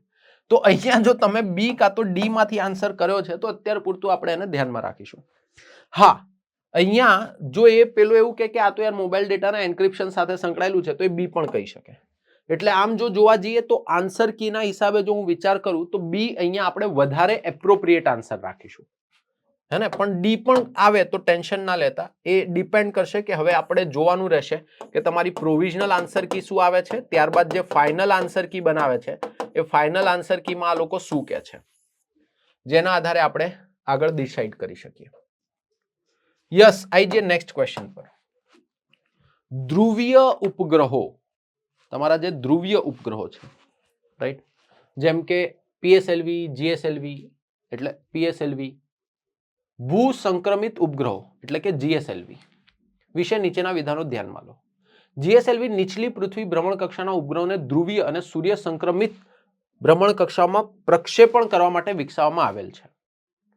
PSLV એ ભૂ સંક્રમિત ઉપગ્રહોના ભારે ઇન્સેટ વર્ગના ઉપગ્રહોને ભ્રમણ કક્ષામાં પ્રક્ષેપણ કરવા માટે વિકસાવવામાં આવ્યું હતું. હવે જો આમ જો જોવા જઈએ ને તો એવું નથી કે GSLV ની મદદથી તમે લિયોમાં કે એમાં સેટેલાઇટ ના મૂકી શકો, 100% મૂકી શકો. એવું પણ નથી કે તમે PSLV ની મદદથી જીઓસિન્ક્રોનસમાં ના મૂકી શકો, તો પણ મૂકી શકો. પણ અહીંયા વિધાનને જુઓ, શું કહે છે કે આનો વિકસાવવા કેમ આયા? તો કે વિકસાવવાનો મુખ્ય હેતુ GSLV નો એવું કહે છે કે લોઅર અર્થ ઓર્બિટમાં મૂકવાનો. અહીંયા શું કહે છે કે આને વિકસાવવામાં કેમ આવ્યું? કે વિકસાવવાનો મૂળ હેતુ આવું કહે છે. તો એવું નથી, મેઇનલી આને પોલર ઓર્બિટમાં મૂકવા માટે, લોઅર અર્થ ઓર્બિટમાં મૂકવા માટે જ આને ઉપયોગમાં લેવાય છે. રાઈટ, આ જે છે આ જીઓસિન્ક્રોનસમાં જ મૂકવા માટે ઉપયોગમાં લેવાય છે. આ બંને એના માટે જ ઉપયોગમાં લેવાય છે. પણ આ તો કેવું છે, એને ત્યાં પણ મૂકી શકાય. પણ અહીંયા જે પ્રશ્ન આ બનાવવા પાછળનો મૂળ હેતુ શું હતો? લિયોમાં સેટેલાઇટ મૂકવા પાછળનો. અને આ બનાવવા પાછળનો મૂળ હેતુ શું હતો? જીઓસિન્ક્રોનસમાં સેટેલાઇટ મૂકવા પાછળનો. તો એના આધારે તમે જુઓ તો એના આધારે શું ખ્યાલ આવે છે કે બંને વિધાનો કેવા થઈ જશે બેટા? તમારા ખોટા થઈ જશે. તો અહીંયા એક અને બે માંથી એક પણ નહીં આન્સર આવશે. રાઈટ, તો એ ધ્યાનમાં રાખીશું. તો ડી આન્સર આવતો આપણને જોવા મળે છે. અરે યાર, બહુ મસ્ત ક્વેશ્ચન હતો આ. વિવિધ કમ્પ્યુટિંગ એન્વાયરમેન્ટ્સ, કમ્પ્યુટિંગ પરિસ્થિતિ અને તેની એપ્લિકેશનના સંદર્ભમાં નીચેના પૈકી કઈ જોડ યોગ્ય રીતે જોડાયેલ છે? ક્લાઉડ કમ્પ્યુટિંગ AI આધારિત એપ્લિકેશન માટે ડેટા સેટ તૈયાર કરે છે. એજ કમ્પ્યુટિંગ નગરપાલિકાનું ઘન કચરાના વ્યવસ્થાપન માટે. ફોગ કમ્પ્યુટિંગ સ્વાયત્ત માધ્યમો ઓટોનોમસ વ્હીકલ ઉપરના કોડ છે. તો કે સર આ ત્રણ વિધાનો તમારા સાચા થાય છે. ક્લાઉડ કમ્પ્યુટિંગના સંદર્ભમાં, એજ કમ્પ્યુટિંગના સંદર્ભમાં અને ફોગ કમ્પ્યુટિંગના સંદર્ભમાં. રાઈટ, તો ધ્યાનમાં રાખીશું. તો તમારો એપ્રોપ્રિએટ આન્સર અહીંયા ડી થાય છે. શું થાય છે એપ્રોપ્રિએટ આન્સર અહીંયા? ડી. રાઈટ, તો એ આપણને ખ્યાલ હોવો જોઈએ. D is your answer. શું આન્સર જોવા મળશે બેટા? ડી. યસ, આઈ જઈએ નેક્સ્ટ ક્વેશ્ચન પર. નાઇટ્રસ ઓક્સાઇડ વિશે નીચેના વિધાનો ધ્યાનમાં લો. અલ્પકાલીન શોર્ટ લિવ્ડ ગ્રીન હાઉસ વાયુ હોવાને કારણે તે વૈશ્વિક તાપ વૃદ્ધિ ગ્લોબલ વોર્મિંગમાં નોંધપાત્ર યોગદાન આપે છે. જ્યારે તે ઉર્ધ્વમંડળ સ્ટ્રેટોસ્ફિયરમાં પહોંચે છે ત્યારે તે ઓઝોન સાથે પ્રતિક્રિયા કરીને તેના અવક્ષેપણ કરે છે, એટલે એને અવક્ષેપ કરે છે, એને તોડે છે, હે ને? ઓઝોનનું જે લેયર છે એને ડિપ્લીટ કરે છે, ડિપ્લેશન ઓફ ઓઝોન કરે છે, જેની અસર CFC તુલ્ય હોય છે, ક્લોરોફ્લોરોકાર્બનના તુલ્ય એની અસર જોવા મળે છે. તો અહીંયા તમે જોશો તો આ બંને વિધાનો સાચા થાય છે. કેમ કે નાઇટ્રસ ઓક્સાઇડ જે છે, નાઇટ્રસ ઓક્સાઇડની આ તમને શું આપે છે? ડેફિનેશન જ આપે છે. તો અહીંયા જોવા મળશે કે સી ની અંદર એક અને બંને કેવા છે? સાચા છે. પરમ પ્રવેગ, મેં કીધું ને પરમ આવે એટલે સુપર કમ્પ્યુટર, તો અહીંયા તમને શું જોવા મળશે? બી, સુપર કમ્પ્યુટર છે. નીચેના પૈકી કયું સોફ્ટવેર વપરાશકારને અન્ય કમ્પ્યુટરની કામગીરી વિશેની ખાનગી માહિતી મેળવી આપે છે? કયું છે કે હે ને? માલવેર છે, એડવેર છે, સ્પાયવેર છે, ટ્રેકવેર છે. તો એ ધ્યાનમાં રાખીશું. તો અહીંયા 33માં તમારો મોસ્ટ એપ્રોપ્રિએટ આન્સર તમને શું જોવા મળશે? સી, સ્પાયવેર છે. શું છે બેટા? સ્પાયવેર. યુઝર, નીચેના પૈકી કયું સોફ્ટવેર વપરાશકારને યુઝર અન્ય કમ્પ્યુટરની કામગીરી વિશેની ખાનગી માહિતી મેળવી આપે છે? તો કે સર સ્પાયવેર મેળવીને આપે ખાનગી માહિતી, સ્પાય. જો સર હવે ધ્યાનથી સમજજો. હવે આમાં છે ને નેનો ટેકનોલોજી નેનો સ્કેલ પરના આશરે 1 થી 100 નેનોમીટર આવે. 1 થી 100 નેનોમીટર વચ્ચેના પરિમાણવાળા દ્રવ્યની સમજ અને તેના નિયંત્રણને લગતી બાબત છે.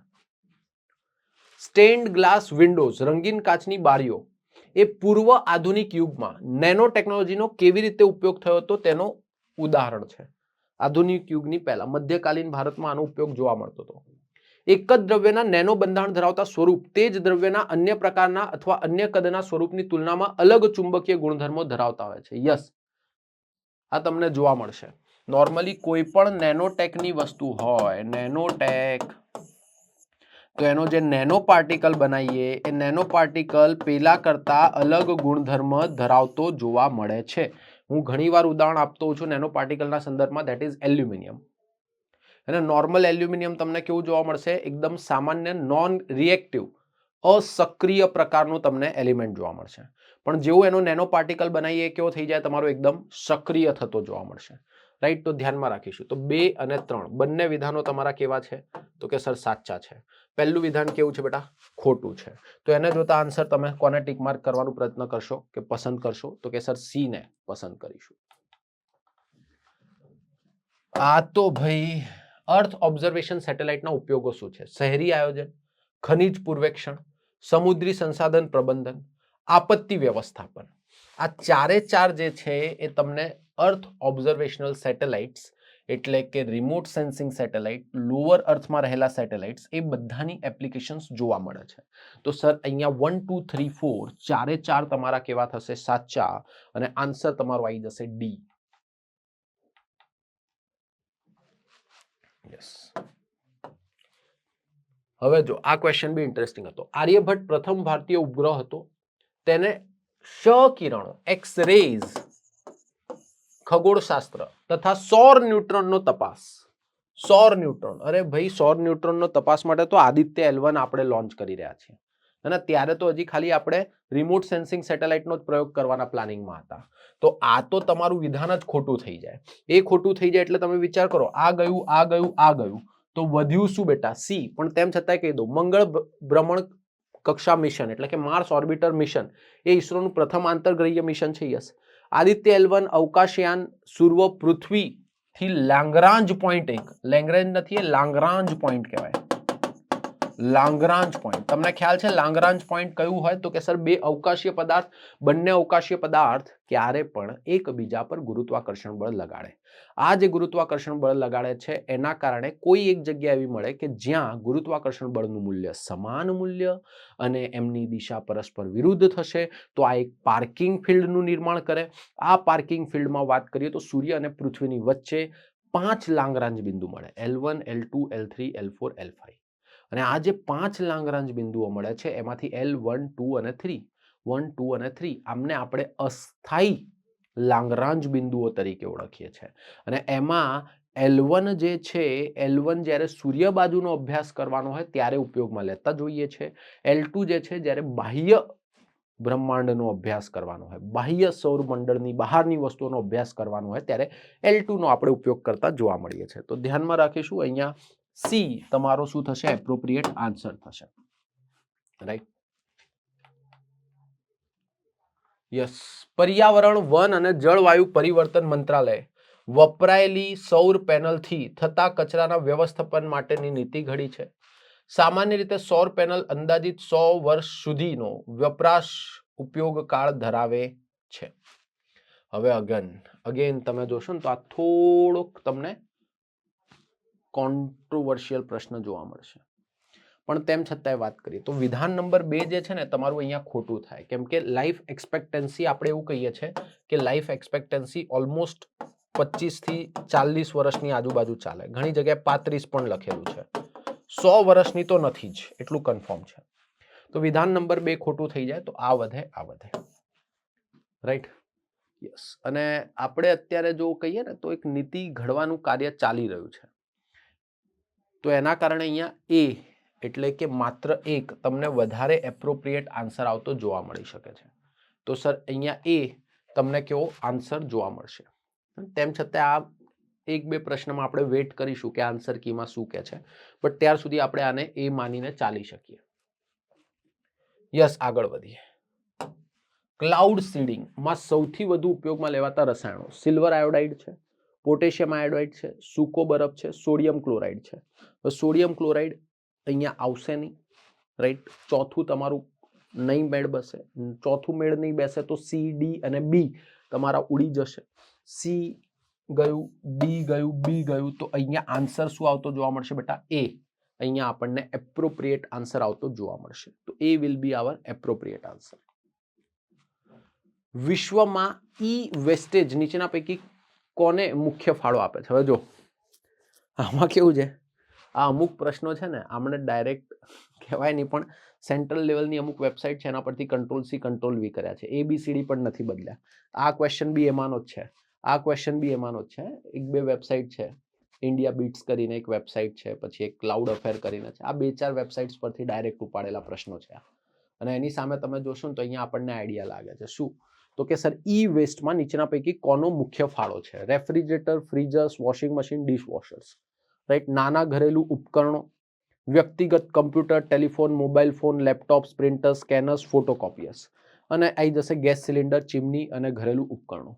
ગેસ સિલિન્ડર જે છે એને આપણે ઈ વેસ્ટમાં ગણીશું નહીં, તો એને જો નહીં ગણીએ તો અહીંયાથી આ જતું રહ્યું, આ જતું રહ્યું.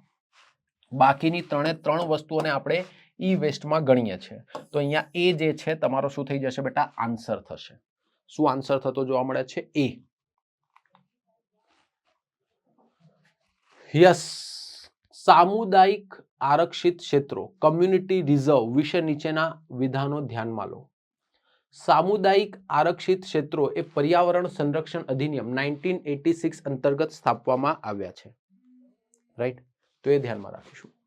જો સામૂહિક માલિકીના વન વિસ્તારોના સંરક્ષણ પ્રયાસોમાં ભાગ લેવા સ્થાનિક લોકો તૈયાર હોય તો કોઈ પણ રાજ્ય સરકાર તે વિસ્તારને સામુદાયિક આરક્ષિત ક્ષેત્ર તરીકે જાહેર કરી શકે છે.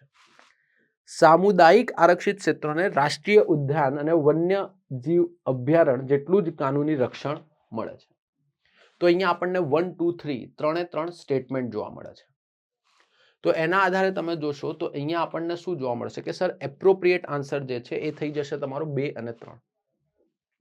કેમ કે અહીંયા સામૂહિક આરક્ષિત ક્ષેત્રોની વાત કરીએ કે સામુદાયિક આરક્ષિત ક્ષેત્રની વાત કરીએ, એ પર્યાવરણ સંરક્ષણ અધિનિયમ 1986 અંતર્ગત સ્થાપવામાં આવ્યા છે એવું કીધું છે.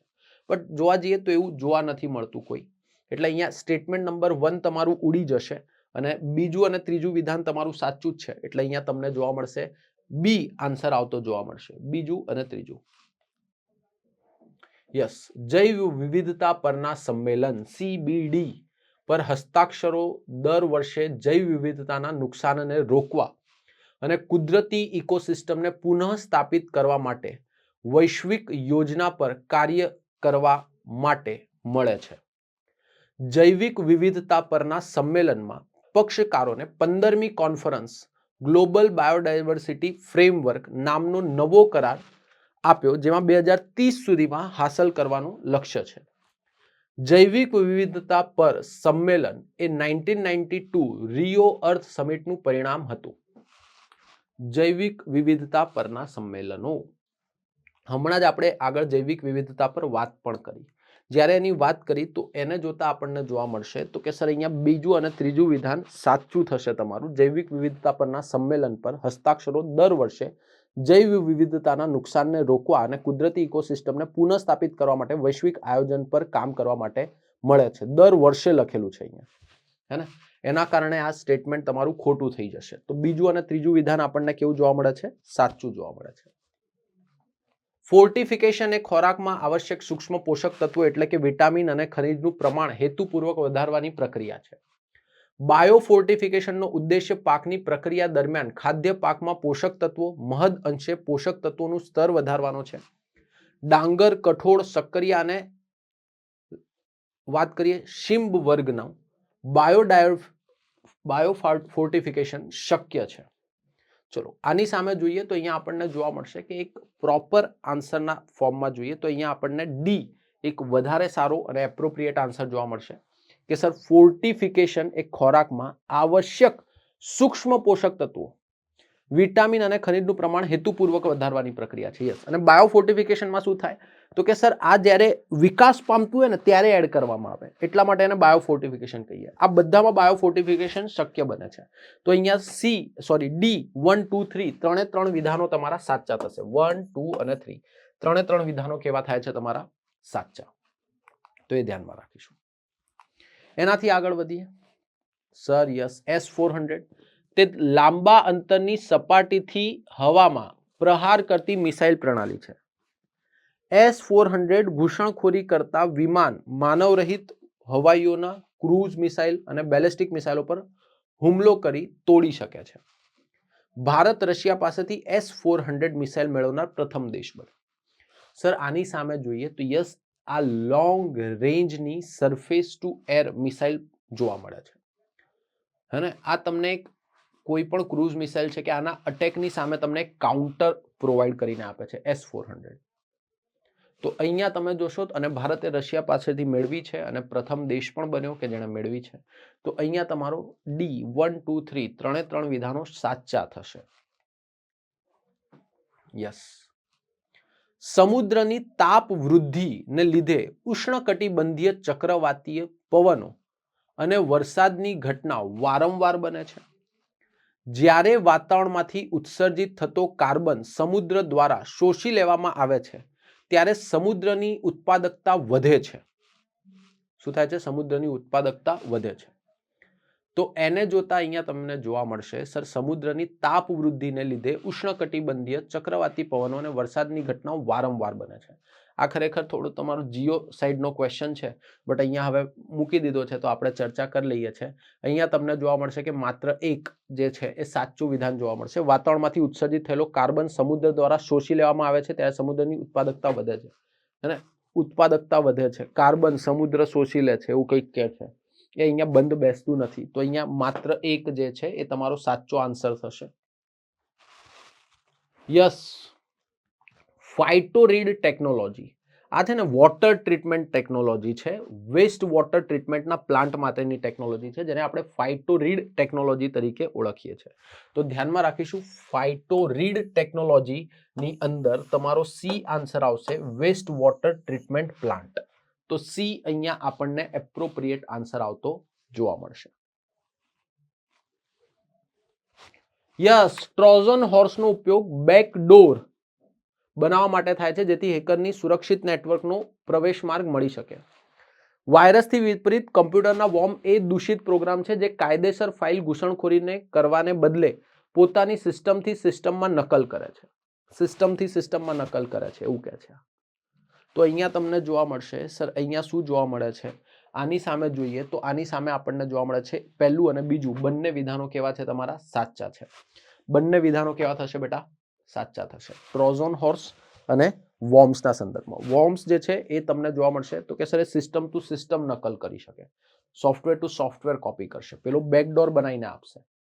રાઈટ. તો અહીંયા ધ્યાનમાં રાખીશું સી તમારો એપ્રોપ્રિએટ આન્સર થશે. બંને વિધાનો સાચા છે. અર્બન હીટ વિશે નીચેના વિધાનો ધ્યાનમાં લો. જ્યારે શહેરની અંદરના અમુક વિસ્તારો તે જ દિવસે આસપાસના વિસ્તારો કરતા વધુ ગરમી અનુભવે છે ત્યારે શહેરી ગરમી ટાપુઓ અનુભવાય છે.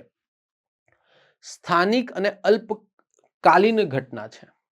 2 માળની ઇમારતોને બદલે બહુમાળી ઇમારતોનું બાંધકામ શહેરી ગરમીના ટાપુનો ઘટાડો કરવામાં મદદ કરે છે. આ ઊંધું લખ્યું છે. આ સ્ટેટમેન્ટ નંબર 3 તમારું ખોટું થાય. ખરેખર આ ખોટું થાય તો આ નહીં આવે, આ નહીં આવે. હે ને, અને આ એક સ્થાનિક અને અલ્પકાલીન ઘટનાઓની અંદર આપણે આને સમાવેશ કરતા જોવા મળીએ છીએ, હે ને, કે ભાઈ કોઈ આજુબાજુ, જેમ કે અમદાવાદ સિટી છે, અમદાવાદની આજુબાજુના વિસ્તારોમાં કદાચ ઠંડક હશે, પણ અમદાવાદની અંદર શું જોવા મળશે, તો કે સર ટેમ્પરેચર થોડુંક વધારે જોવા મળે છે. આને અર્બન હીટ કહેવામાં આવે, રાઈટ. આને જ આપણે અર્બન હીટ આઇલેન્ડ તરીકે ઓળખી શકીએ. તો કે સર એ વસ્તુ અહીંયા જોવા મળશે, રાઈટ. તો એ આપણને આઈડિયા હોવો જોઈએ. તો અહીંયા બી આપણો આન્સર આવતો જોવા મળે છે. શું આન્સર જોવા મળે છે બેટા? B. Yes, IGA. INS Viraat ભારતનું સૌ પ્રથમ સ્વદેશી વિમાન વાહક જહાજ IAC-1 તરીકે ઓળખાય છે. અગ્નિ પી એક કેનિસ્ટરાઇઝ્ડ મિસાઇલ છે જે 2000 કિલોમીટર સુધીની પહોંચ મર્યાદા ધરાવે છે. મિસાઇલનું કેનિસ્ટરાઇઝેશન એ મિસાઇલના સંચય અને સંચાલનની સરળતામાં સુધારો કરે છે અને તેના પ્રક્ષેપણ કરવા માટે જરૂરી સમય ઘટાડે છે. ત્રણે ત્રણ વિધાનો સાચા થાય છે. આ વિધાન બી સાચું છે તમારું, આ વિધાન બી સાચું છે. કેનિસ્ટર લોન્ચ મેં ભૂતકાળમાં પણ સમજાવ્યું છે. બે પ્રકારના કેનિસ્ટર લોન્ચ હોય, એક કોલ્ડ કેનિસ્ટર લોન્ચ હોય, એક હોટ કેનિસ્ટર લોન્ચ હોય. આમાં શું થાય, કેનિસ્ટરમાંથી પહેલા ધક્કો મારીને મિસાઇલને બહાર ફેંકવામાં આવે, પછી મિસાઇલનું દહનની પ્રક્રિયા થાય અને મિસાઇલ ઉડે. હોટ કેનિસ્ટરની અંદર શું થાય, હોટ કેનિસ્ટરની અંદર તમને જોવા મળશે કે સર કેનિસ્ટરની અંદર જ દહનની પ્રક્રિયા ચાલુ થાય. કેનિસ્ટરની અંદર જ દહનની પ્રક્રિયા કેવી થાય તમારી? ચાલુ થાય, પછી બહાર નીકળે. આને હોટ કેનિસ્ટર લોન્ચ કહેવાય. તો અહીંયા સર ત્રણે ત્રણ વિધાનો, ડી તમારો એકદમ એપ્રોપ્રિએટ આન્સર આવતો જોવા મળશે. ઇન્ડિયા ઇનોવેશન ઇન્ડેક્સ એ આંકડાશાસ્ત્ર અને કાર્યક્રમ અમલીકરણ મંત્રાલય મોસ્પી જે છે, ministry of statistics and programme implementation દ્વારા જારી કરવામાં આવે છે. સબ નેશનલ લેવલની નવીનતાની ક્ષમતાઓ નક્કી કરે છે. વૈશ્વિક નીતિના સૂચકાંકોમાં હાલ ભારત ટોચના 25 દેશોમાં સમાવિષ્ટ થયેલ છે, રાઈટ. તો ધ્યાનમાં રાખીશું. અહીંયા આપણે જોઈએ છે તો સર આ ઇન્ડિયા ઇનોવેશન ઇન્ડેક્સ 2022 જે છે એની સામે જોશો તો સર પહેલું વિધાન ખોટું થશે, કારણ કે આ નીતિ દ્વારા આપવામાં આવતી રિપોર્ટ છે. તો સર એના કારણે પહેલું વિધાન ખોટું થાય, તો આ જતું રહ્યું, આ જતું રહ્યું. 25મો રેન્ક ભારતનો કહેવાનો પ્રયત્ન કરે છે, તો સર એ પણ બંધ નથી બેસતું, રાઈટ. તો એને જોતા તમારો આન્સર જે છે બી વધારે એપ્રોપ્રિએટ થઈ જશે. અહીંયા બી તમને સાચો આન્સર જોવા મળશે. તો એ ધ્યાનમાં રાખીશું, B will be your answer. Yes, નવીન વિજ્ઞાન ટેકનોલોજી અને ઇનોવેશન નીતિ, the new science technology and innovation policy નો મુખ્ય નીતિ ધ્યેય શું છે? તો કે સર આમાં સૃષ્ટિ એ ભારત માટે આગેવાની લે તે મુખ્ય નીતિ ધ્યેય છે, રાઈટ. બીજી વસ્તુ, આ ક્રિયાને દૂરંદેશિતામાં રૂપાંતરિત કરવાનો પ્રયત્ન છે. એક સમર્પિત નીતિ સંશોધન વિભાગની સ્થાપના હજુ બાકી છે, રાઈટ. અહીંયા છે ને તમે આમ જોશો ને તો અહીંયા ડી આન્સર આપણે રાખીશું. આમ તો જોવા જઈએ તો એક વસ્તુ એવી છે કે આ વસ્તુ છે, સૃષ્ટિ છે, રાઈટ. અહીંયા બી પણ ક્યાંક ને ક્યાંક છે. જો આમ વાંચીએ ને સમજીએ ને આ પોલિસીને તો દેખાશે કે યસ દૂરંદર્શિતા રૂપાંતરિત કરવામાં આવેલ છે. આ સ્ટેટમેન્ટ છે ને આ થોડુંક કોન્ટ્રોવર્શિયલ છે, એટલે જોઈએ. આમ તો આન્સર આપણે માનીએ ત્યાર સુધી ઉપરોક્ત તમામ ડી આવવો જોઈએ અને ડી જ આન્સર રહેશે, પણ તેમ છતાંય હવે પ્રોવિઝનલ આન્સર કી કઈ રીતે કહે છે કે ફાઇનલ આન્સર કીમાં શું આવે છે એ પણ આપણે જોવાનું રહેશે. તો અહીંયા આપણે ડી ને આન્સર રાખીશું આ પ્રશ્નની અંદર. તો આ વસ્તુનો આપણને આઈડિયા હોવો જોઈએ. તમને ખ્યાલ છે આપણી બધી બુક્સ બહુ સારી આવે છે વેબ સંકુલની. હવે મેન્સની તૈયારી માટે આખી આપણો એક સિરીઝ છે, મેન્સની બુક સિરીઝ છે. તો સર જો તમે મેન્સની તૈયારી કરવા માંગતા હો, તમને એવું લાગી રહ્યું છે, એટલે કે જો કટ ઓફ, હું જો મારી વાત કરું તો મારું એવું માનવું છે કે જો તમારા 150ની આજુબાજુ સ્કોર થતો હોય, એમ કહીશ કે 145ની આજુબાજુ બી સ્કોર થતો હોય, હે ને, તો તમારે પ્રિપેરેશન સ્ટાર્ટ કરવી જોઈએ. મેન્સની પ્રિપેરેશન સ્ટાર્ટ કરી દેવી જોઈએ. સર મેન્સની જે આપણી બધી બુક્સ છે બધી જ અવેલેબલ છે. કોઈ પણ બુક્સ જો અત્યારે તમે પરચેસ કરો છો તો એના ઉપર 50% ઓફ આપણને જોવા મળે છે. કેટલું ઓફ આપી રહ્યા છીએ આપણે? 50% જેટલું અત્યારે ઓફ તમને જોવા મળશે. તો જો તમે ઇન્ટરેસ્ટેડ હો તો યુ આર મોસ્ટ વેલકમ. તમે અહીંયા અમારી બુક્સ પરચેસ કરી શકો છો. આ ડિટેલ્સ પણ આપેલી છે, રાઈટ. તો આ ડિટેલ્સ પર કોલ કરો. આ નંબર્સ અહીંયા જોવા મળશે. આ અમારી વેબસાઇટ છે. કોઈ પણ જગ્યાએથી આ બુક્સ તમે પરચેસ કરી શકો છો. અત્યારે 50% ઓફ છે, તો હું કહીશ કે વહેલામાં વહેલા તકે આને પરચેસ કરી લો. રાઈટ. તો આઈ હોપ તમે આ બધા આન્સરને જોયા, એની આન્સર કીઝ જોઈ, હે ને? તો મેં કીધું એ પ્રમાણે આપણે જેટલા મેક્સિમમ વસ્તુઓ આ જે છે અલગ અલગ સ્ત્રોતનો અભ્યાસ કરીને આ આન્સર કી તમારી સામે મૂકી છે કે સાયન્સના આ જે પ્રશ્નો છે એની અંદર આ આન્સર્સ આવી શકે છે. આવનારા દિવસોમાં ખબર પડશે કે પ્રોવિઝનલ આન્સર કી કે ફાઇનલ આન્સર કીમાં સરકારશ્રીનું કે જીપીએસસી જે છે જીપીએસસીનું શું કહેવું છે, અને એના આધારે પછી આપણે નિર્ધારિત કરી શકીએ. પણ આ પ્રોવિઝનલ આન્સર કીનો લાભ એ થાય કે આ જે આપણે આન્સર કી અત્યારે સોલ્વ કરીએ એનો લાભ એ થાય કે તમને અંદાજો આવી જાય કે મારા આટલા પ્રશ્નો અંદાજિત સાચા થાય છે. તો આઈ હોપ કે તમારી એ જે ચિંતા હતી એ દૂર કરવામાં હું આપને મદદરૂપ નીવડ્યો હોઈશ. આવનારા લેક્ચરમાં મળીશું ત્યારે કંઈક નવું શીખીશું, નવું જાણીશું. ત્યાર સુધી હું આપની વિદાય લઉં છું. જય હિન્દ, જય ભારત.